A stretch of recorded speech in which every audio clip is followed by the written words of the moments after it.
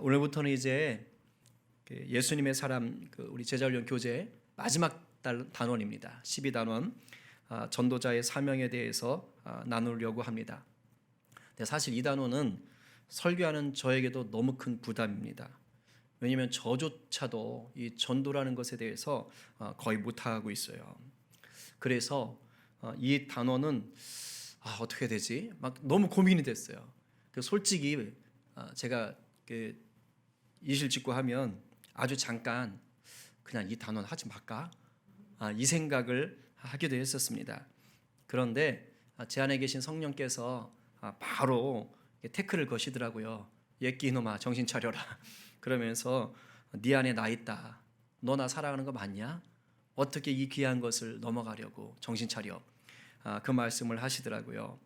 그래서 저와 여러분 앞에 이 거룩한 부담감이 정말 강력해져서 우리가 전도자의 사명을 감당하지 않고는 견딜 수 없게 되기를 제가 갈망하는 마음으로 오늘 이 말씀을 또 준비했습니다. 오늘 본문은 우리가 너무도 잘 아는 말씀이지요. 사도행전 1장 8절 말씀. 우리 주님께서 이제 부활하신 후에 사도행전을 보면 40일 동안 이 땅에 계셨다고 합니다. 그래서 승천하시기 전에 이제 제자들에게 하신 말씀 아닙니까? 우리 다시 한번 암송해 봅시다. 자, 시작. 오직 성령이 너희에게 마시면 너희가 권능을 받고 예루살렘과 온 유대와 사마리아와 땅끝까지 이르러 내 증인이 되리라 하시니라. 아멘. 자, 여기서 성령이 너희에게 임하신다. 지금 이 말씀을 듣는 성경 속의 인물들은 누굽니까? 제자들이죠. 오늘 우리가 듣긴 하지만 1차적으로 저 말씀을 듣는 자들은 제자들입니다. 그러면 제자들에게 성령이 너에게 임하시면 이라고 할 때 이 성령이 임한다라는 건 뭘 얘기하는 걸까요? 1차적으로는 바로 한 열흘 뒤에 있을 오순절 성령 강림 사건을 얘기합니다. 1차적으로는 그걸 얘기하는 거예요. 주님께서 이제 곧 성령이 임할 것이다. 이제 곧 성령이 임할 것이다. 그래서 실제로 오순절이 50일 아닙니까? 그래서 지금 40일 계셨다고 하니까 한 열흘 뒤에 정말로 오순절의 역사가 임하는 겁니다. 이게 사도행전 2장이 나오는 거죠. 성령이 임하는 풍경을 이렇게 기록하고 있습니다. 우리 한번 그 자리에 있었던 초대교회 제자들과 같은 마음으로 이 말씀을 받겠습니다. 다 함께 시작. 오순절 날이 이미 이름에 그들이 다 같이 한 곳에 모였더니 호련히 하늘로부터 급하고 강한 바람 같은 소리가 있어 그들이 앉은 온 집에 가득하며 마치 불의 혀처럼 갈라지는 것들이 그들에게 보여 각 사람 위에 하나씩 임하여 있더니 그들이 다 성령의 충만함을 받고 성령이 말하게 하심을 따라 다른 언어들로 말하기 시작하니라. 아멘. 아멘. 아멘. 뭐 좀 이런 거 경험해 보고 싶지 않으세요? 막 급하고 강한 바람이 휙 불어오고 막 딱 봤는데 막 각 사람 머리 위에 막 불의 혀 같은 것이 막 하고 갖고 막 그렇죠? 그러니까 그 오순절 성령의 역사가 일어났던 그 순간에 보였던 것은 1차적으로 이런 그런 막 불과 같은 것도 있고 막 바람도 있지만 표현되어진 건 뭐냐 방언이었어요. 근데 여기서 말하는 방언은 이제 우리가 하는 지금 이런 건 아니고 외국어입니다. 외국어로서 뭐 영어면 영어 뭐 이런 거죠. 그런 외국어로서의 이제 성령의 역사하심으로 드러난 거죠. 사실 그것은 사도행전 1장 8절 말씀을 이루시기 위한 방언인 거예요. 왜냐하면 예루살렘과 온 유대와 사마리아 땅끝까지 이르러 복음의 증인이 된다 그랬잖아요. 그래서 그때 당시 모였던 그 지역 인근의 많은 언어를 쓰는 사람들에게 그 나라 말로 역사가 된 거거든요. 그러니까 앞으로 복음이 확장된다는 것을 보여주는 것인 거죠. 그런데 성령은 구약 시대에도 있었습니다. 우리가 사사기를 보았고 또 사무엘 상에서도 봤지만 성령이 이렇게 임하는 게 있어요. 그러니까 특별한 경우에는 성령님이 순간순간 임하셨습니다. 그런데 이제 신약에서 오늘 이 오순절의 성령은 구약의 그런 성령이 임하는 것과는 좀 다른 성격이에요. 이 오순절 성령이 임한 이후로부터는 어떻게 되느냐? 이제 예수를 믿는 모든 성도들에게 성령님이 내주하시게 되는 겁니다. 내가 예수를 믿는 그 순간 성령님이 함께 이제 거하게 된 거예요. 그리고 이렇게 성령께서 이제 제자들 안에 딱 거하자마자 정말 주님의 말씀대로 놀라운 변화가 일어난 겁니다. 제자들이 누구였어요? 예수님이 십자가 달렸을 때 다 도망갔던 자들이잖아요. 근데 그랬던 자들이었는데 이 오순절 성령의 강림을 체험하고 나니까 완전히 바뀌었어요. 이제는 죽음이 두렵지 않은 자들로 바뀐 것입니다. 그리고서는 예수 그리스도가 어떤 분이신지에 대해서 담대히 전하기 시작했어요. 말하기 시작했어요. 증인들의 증언이 시작된 거예요. 증인들의 증언이. 내 증인이 되리라 하셨잖아요. 이 제자들이 증언하는 내용이 곧 뭡니까? 우리가 말하는 복음이라는 것이고, 이 증언하는 행위가 뭡니까? 전도가 되는 것이죠.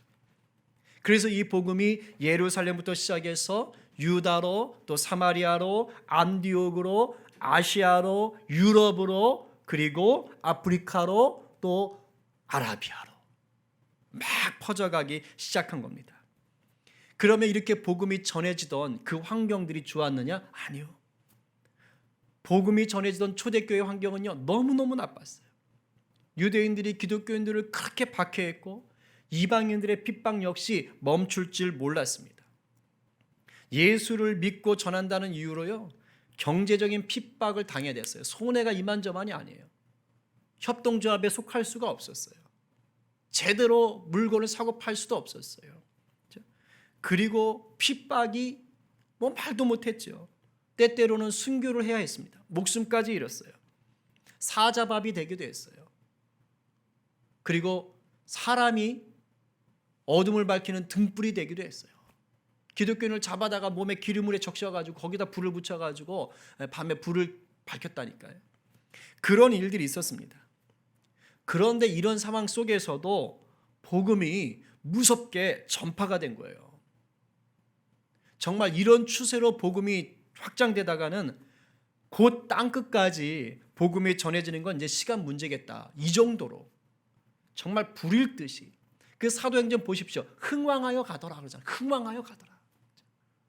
이렇게 막 불일 듯이 번지는 겁니다. 근데 그러다 딱 문제가 생겼어요. 주후 313년입니다. 로마의 콘스탄틴 황제가 이제 기독교를 인정했어요. 뭘로? 국교로. 그 전까지는 그냥 다 죽이면서 복음을 받아들여야 됐거든요. 전하는 게 힘들었다고요. 그런데 이제 획가닥 예수 믿고 나니까 야, 니네 다 예수 믿어. 이렇게 돼버린 겁니다.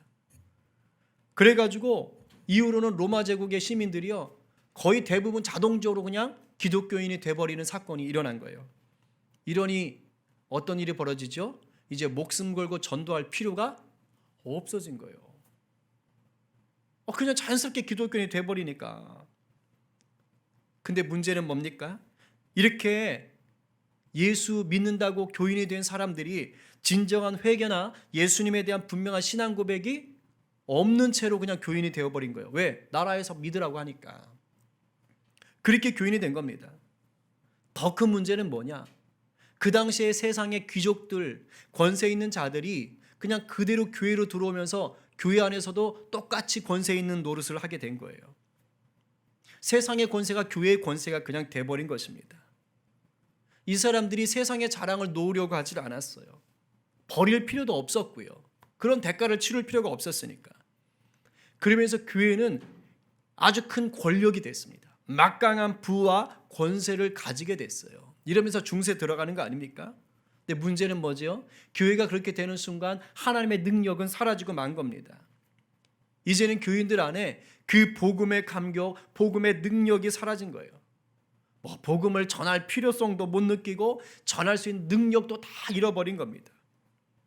그 뒤로 이제 전도는 뭐가 돼버렸어요?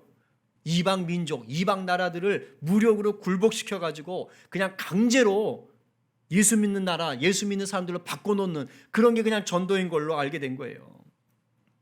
상황이 이렇게 되니까 결국에 교회는 순전한 복음의 힘, 예수 증인의 열정이 다 사라진 채로 그 중세의 어둠의 터널을 그냥 지나가야 됐던 겁니다. 물론 그 뒤로 종교개혁이 일어났고 또 세계적으로 몇 번의 대부흥이 일어났죠.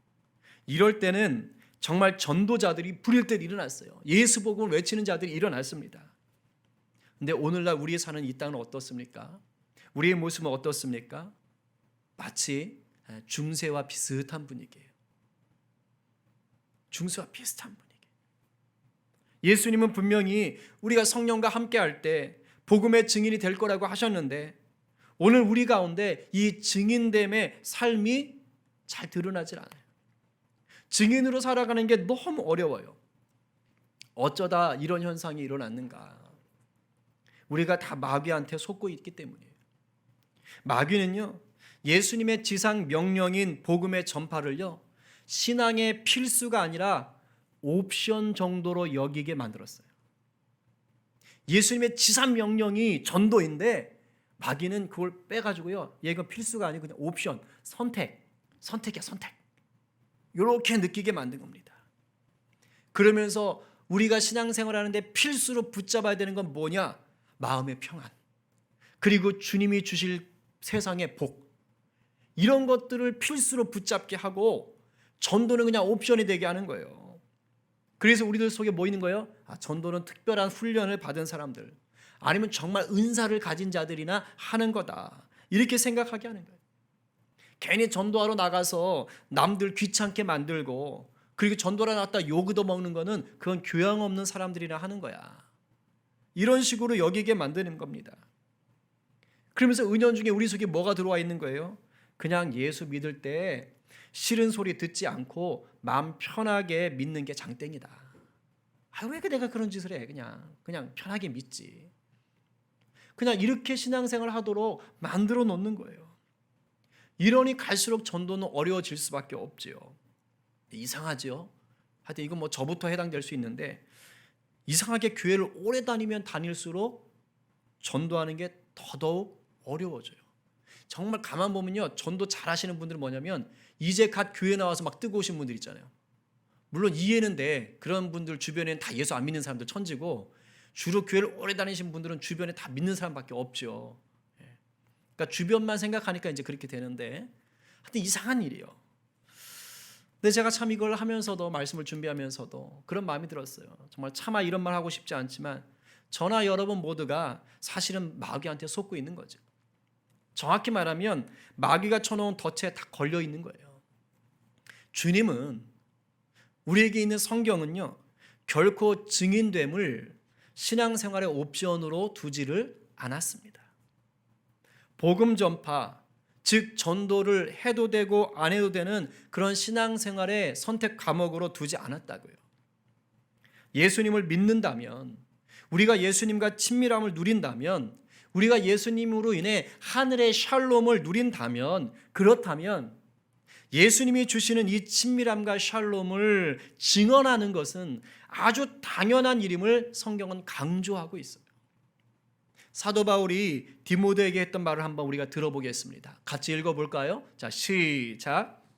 하나님 앞과 살아있는 자와 죽은 자를 심판하실 그리스도 예수 앞에서 그가 나타나실 것과 그의 날을 두고 엄히 명하노니 너는 말씀을 전파하라. 때를 얻든지 못 얻든지 항상 힘쓰라.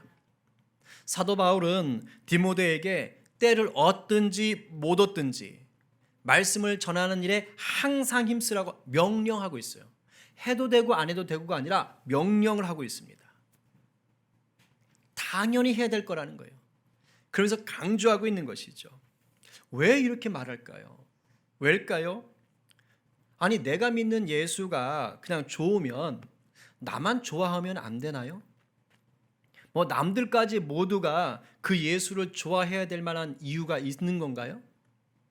내가 예수님을 좋아하듯이 뭐 안 믿는 사람들, 남들은 그 예수님을 좀 싫어할 수도 있는 자유가 있는 거 아니에요? 라고 생각을 한다면, 요즘 그렇게 생각하는 사람들 굉장히 많아요. 교회 다니시는 분들 중에도. 근데 그렇게 생각을 하신다면 마귀한테 속고 있는 것입니다. 성경을 모르는 거예요. 사도 바울이 목숨을 걸고 예수님을 전했던 이유는요, 예수 믿으면 단순히 마음의 평화를 누리기 때문이 절대 아닙니다. 예수 믿지 않으면 예정된 심판을 벗어날 수가 없기 때문이었어요. 우리가 지금 방금 읽었던 디모데후서 4장 1절에서 뭐라고 했습니까? 살아있는 자와 죽은 자를 심판하실 그리스도 예수 앞에서 그가 나타나실 것이라고 했어요. 심판주 되시는 주님이 다시 오신다는 겁니다. 심판하러 오신다는 거예요. 지금 이 말을 하는 거예요.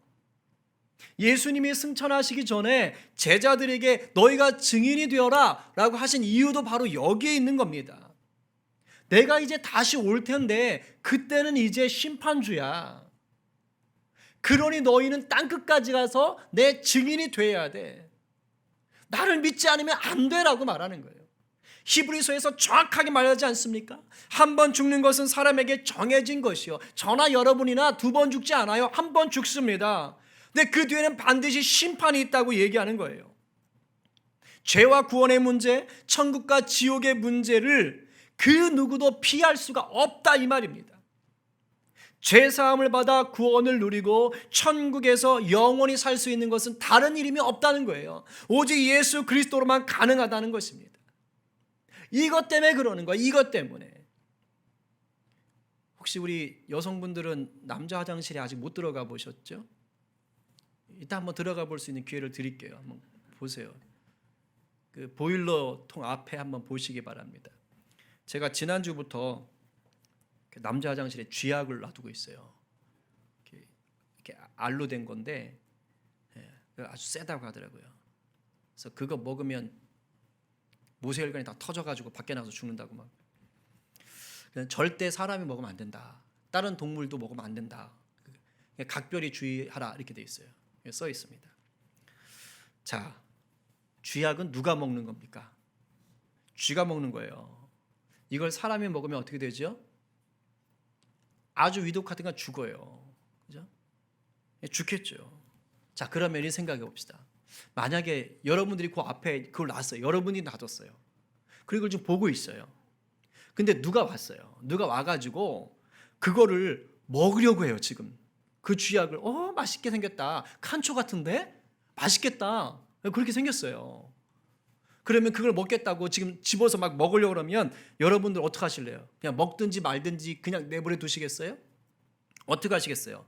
일단 아주 다급하게 말하겠죠.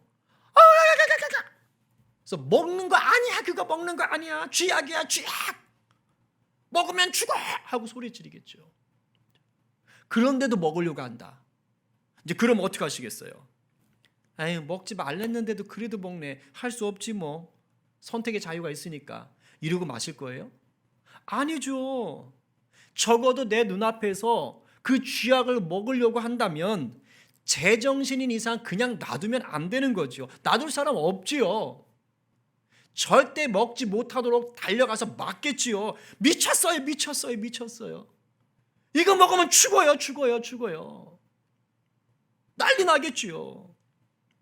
만약에 그 사람이 내 눈앞에서 그냥 그 쥐약을 먹고 죽도록 그냥 놔뒀다. 그냥 보고 있었다. 그럼 어떻게 되는 거예요? 그 사람의 죽음엔 내 책임이 있는 거예요. 당연한 것 아닙니까? 이와 비슷해요. 지금 제자들이요, 사도 바울이요, 초대교회 성도들이요, 그토록 전도에 힘을 쓴 이유가 바로 이런 안타까움이 있었던 거예요. 이런 안타까움이 예수를 전해서 사람들이 좀 더 착하게 살도록? 아니요. 사람들이 좀 더 건강하게 부자로 살도록? 아니요. 예수를 전해서 어려운 일 당할 때 마음의 평강을 좀 누리게 하려고요? 아니요. 이런 게 전도의 궁극적인 목적이 아니었다고요. 초대교회에 예수를 전할 수밖에 없었던 진짜 이유는 뭐냐? 바로 영혼의 생명이 달린 문제였기 때문이었습니다. 지옥으로 달려가고 있는 거예요. 지옥불 앞에 있는 거예요. 그것을 알고 있었기 때문이었습니다. 예수를 믿어야만 그 영혼이 살고 하나님의 나라를 누릴 수 있었기 때문이었습니다. 이것이 바로 하나님께서 세상을 이처럼 사랑하사 독생자를 우리에게 보내신 이유이기도 한 거예요. 이 간절함, 이 안타까움이 있었던 거예요. 아이고 이걸 어떻게, 아이고 이걸 어떻게. 그렇기 때문에 우리 안에 전도할 생각이 아예 없다, 또는 전도에 대한 부담감이 전혀 일어나지 않는다, 정말 죄송합니다. 큰 죄를 짓고 있는 것입니다. 왜냐하면 내 가족, 내 친구, 내 이웃, 하나님의 형상대로 지어진 사람들이 지옥에 가도록 그냥 내버려 두고 있는 거기 때문이에요. 마치 내 앞에서 쥐약을 먹으려는 사람을 그냥 내버려 두고 있는 것과 다를 바가 없는 겁니다. 어느 목사님이 했던 간증 내용인데요. 이분이 이제 군에 있을 때 한쪽 다리를 심하게 다쳤답니다. 그래서 국군병원에 입원을 했는데 그 자기하고 같은 병실 안에 이제 자기보다 계급이 높은 이제 고참, 뭐 자기 부대원은 아닌데 먼저 입원한 자기보다 계급이 높은 고참이 한 명이 있었대요. 근데 그 고참은 중병이었답니다. 그러니까 정말 위급했대요. 아주 심한 병에 걸렸는데 그래서 꼼짝을 못하고 누워만 있어야 된대요. 근데 그 고참이 그렇게 자기를 못 살게 굴더래요. 뭐 이제 꼼짝을 못하니까, 거기다 계급은 높고. 그러니까 이제 이 목사님은 이제 뭐 다리만 다쳤잖아요, 한쪽만. 그러니까 움직일 수 있는 겁니다. 그러니까 야, 놀러 와 하면서 이제 계속 시켜 먹는 거예요. 너 이거 가져와, 너 저거 가져와, 야 여기 힘들어, 이거 좀 주물러. 이제 그러면서 막 이거 시키고 저거 시키는데 밤에도 그렇게 잠을 못 자게 깨워서 시킨대요. 잠도 못 자게 수시로 막 깨워가지고 이거 시키고 저거 시키고 여기 주물러라, 이거 긁어라, 막 이러는 거예요. 그러니까 너무너무 힘들더래요, 이분이. 거기다가 이제 이 목사님이 자기가 예수 믿는 걸 아니까 혼자서 말씀도 보고 막 이렇게 하는 걸 보고 더 괴롭히더래요. 막 저주하고 이제 막 예수님을 향해서도 막 욕을 하고 막 이렇게 되는 거예요. 그러니까 이 목사님이 마음이 불편해진 거예요. 이제 그 고참이 좀 이렇게 막 싫은 거예요. 뭐 저주하고 이 정도까지는 아닌데 왜 저래? 하면서 좀 싫어진 겁니다. 그래서 처음에는 그 고참에게 내가 복음을 전해야지 이런 생각을 했었는데 하도 자기를 괴롭히니까 그냥 복음을 전해야겠다는 생각이 싹 가시더랍니다. 근데 어느 날 오후였대요. 또 이 고참이 자기를 부르더니 야, 놀라, 빨리 와. 그래서 자기를 좀 주물르라고 또 하는 거였습니다. 근데 그날따라 너무너무 그게 하기 싫더랍니다. 그래가지고 그냥 나왔대요. 나중에 해줄게 하면서 병실을 나와버렸답니다. 그러고서 좀 시간이 흘렀는데 영 마음이 꺼람칙하고 미안하더래요. 그러면서 뭐 움직이지도 못하니까 얼마나 힘들면 저럴까. 그래도 나라도 있으니까 그 고참이 위로를 받지. 그래, 가서 주물러 주자 하고서는 뭐 1시간 정도 있다가 그리고서 이제 병실로 돌아왔답니다. 그런데 그 고참이 안 보이더래요. 그래서 어떻게 된 건가 알아봤더니요, 그 사이에 고참이 숨을 거둔 거예요. 그 일로 그 목사님이 큰 충격에 빠졌답니다. 너무너무 한동안 힘들었대요. 고참과 늘 함께 있었는데도 불구하고 자기를 괴롭힌다고 그것 때문에 복음을 전하지 못했던 게 너무너무 미안했다. 정말 한동안 너무너무 고통스러웠다고 얘기하더라고요. 그리고 하나님께 크게 회개하고 그 뒤부터는 때를 얻든지 못 얻든지 정말 복음을 전하는 일에 자기가 목숨을 걸었노라. 이런 고백을 간증을 하는 걸 제가 들어드렸어요. 여러분, 전도는요, 해도 되고 안 해도 되는 것은 아니에요. 성도라면 당연히 해야 되는 게 전도인 것입니다. 전도에 대한 부담감 자체가 없는 분들 있어요. 분명히 있어요. 아예 전도할 생각 안 하시는 분들이 있어요. 오늘 성령께서 이 거룩한 부담감 부어주시길 간절히 소망합니다. 전도에 대한 생각이나 부담감 없다는 건 정말 죄 짓는 거예요. 신앙생활의 방점이 결국은 전도입니다. 그리고 많은 분들은 부담감이 있지요. 전해야 되는데 전해야 되는데, 물론 또 이렇게 전하시는 분들도 있고요. 뭐 꼭 노방전도가 아니더라도 나름 하시는 분들이 있는데, 의외로 많은 분들은 부담감은 있어요. 근데 부담감만 있어요. 사실 저도 그렇고,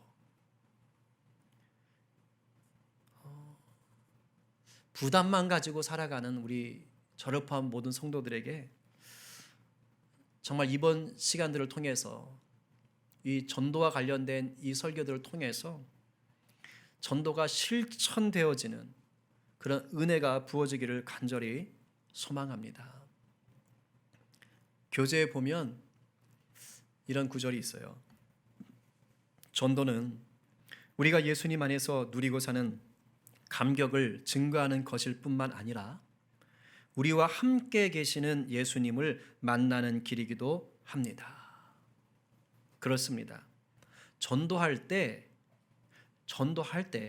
나와 함께 하시는 주님을 더 온전히 느낄 수가 있는 거예요.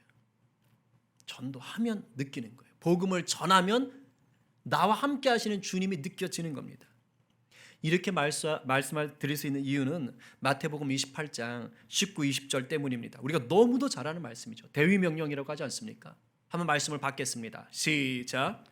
그러므로 너희는 가서 모든 민족을 제자로 삼아 아버지와 아들과 성령의 이름으로 세례를 베풀고 내가 너에게 분부한 모든 것을 가르쳐 지키게 하라. 볼지어다 내가 세상 끝날까지 너희와 항상 함께 있으리라 하시니라. 아멘. 지금 이 맥락을 보세요. 세상 끝날까지 저와 여러분과 함께 하시는 주님, 그 주님을 어느 상황 속에서 지금 분명하게 느낄 수 있다고요? 바로 우리가 땅끝까지 가서 예수를 증거할 때인 거예요. 복음을 전할 때, 그럴 때 그 땅끝까지 내가 너희와 함께 하겠다는 것이에요. 그렇습니다. 전도해야 우리 믿음도 살아나는 거예요. 믿음이 식어지고 메마른 것 같은 분들 계십니까?